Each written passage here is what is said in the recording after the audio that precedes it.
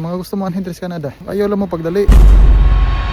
Ano ko i-share ba? Naman ko nakita sa mga post sa ubang vlogger diri ano, OFW gyapon. Yan ay mga nag-comment. Dugay na kadya sa abroad, so wala gyapon pundar balay. Para sa ko ano, mao pud ako ang tanaw sa una. Ano di man katigom dayon yung mga OFW no. Karon nga ako mismo OFW naman gyud, bago ko diri Diri na ko na-realize nga dili nga na kadali pundar o balay. Siyempre, labi na diri dako kay ang expectation sa mga tao nga naa sa Pilipinas no, pag moingon nga Canada. So pag-abutan ako diri 2 years na mangyud ko diri aron. Dili nga na kadali magkuno pundar.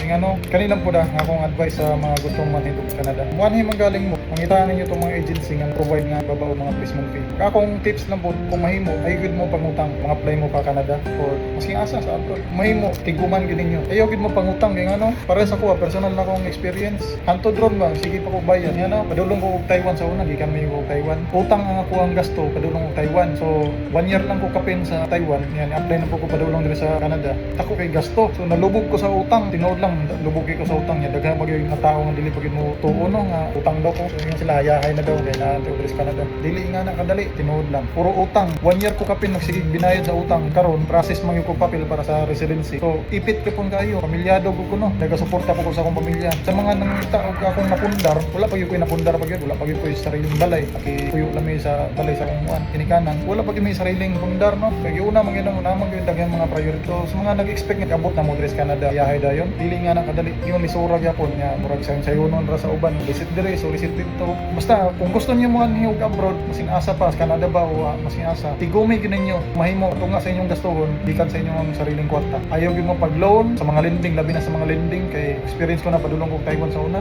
Dagko kayo tubo. Abi man gud ako sa unang peso na ako giutang, peso pud ako bayaran. Pag-abutin ako sa Taiwan, 1:1. So nga akong gibayaran nito, Taiwan money into peso. Halimbawa, niutang ko 60,000 sa peso, 60,000 po sa Taiwan ang akong gibayaran plus ang interest nila. So kung i-convert na to sa kwarta sa Pilipinas, perting dako ilang tubo, di ba? Muna sa tip na ko, ayaw gyud mo pangutang labi na sa mga lending. Kung mahimo na mo mga kautangan nga mga parente or kaila, basta mosalig sa inyo ha, nya gamay ra og tubo kana. Pero 100% inyong utang tanan sa lending, magkabuang mo bayad. Pareha na ako karon, hapit na ko makuman ako kontrata.